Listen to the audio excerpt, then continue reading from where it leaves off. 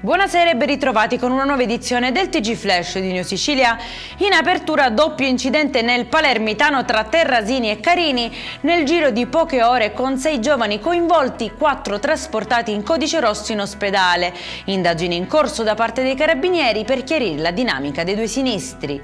Rubinetti a secco per almeno 48 ore a Marsala nel Trapanese a causa della rottura di una condotta principale dell'acquedotto nella zona sud-est della città. La distribuzione riprenderà gradualmente al termine dei lavori. Nel frattempo molte famiglie dovranno intanto ricorrere alle autobotti private. Blitz dei carabinieri a Palagonia nel Catanese, smantellato un mercato della droga allestito in una sala giochi abusiva, arrestati 3 uomini, sequestrati hashish, cocaina e oltre 1100 euro nascosti anche nelle slot machine. Denunciato un 60enne di riposto per interventi edilizi non dichiarati in un cantiere sottoposto a vincolo paesaggistico. Le opere prive dei necessari titoli abilitativi hanno portato al sequestro preventivo dell'area.